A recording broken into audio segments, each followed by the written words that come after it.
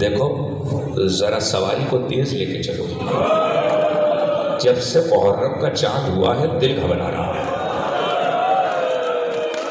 سواری کو تیز لے کے چلو۔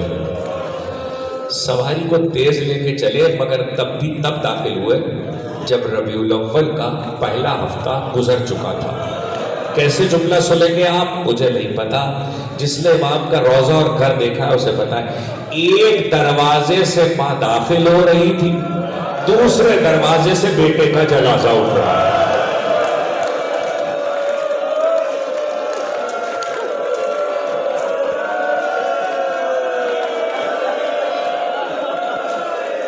ایک دروازے سے ماں داخل ہو رہی تھی، دوسرے دروازے سے بیٹے کا جنازہ اٹھ رہا تھا۔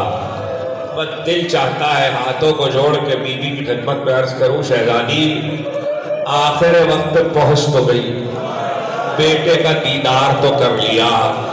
ایک ماں ایسی ہے کہ جس نے جاتے ہوئے اپنے بیٹے سے کہا تھا دیکھو فاطمہ کے لال کا خیال رکھو۔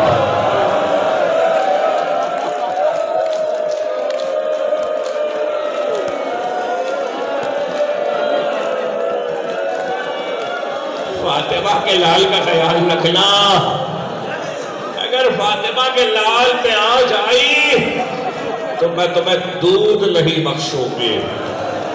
اہل حرم کا لٹا ہوا قافلہ مدینے آ رہا ہے۔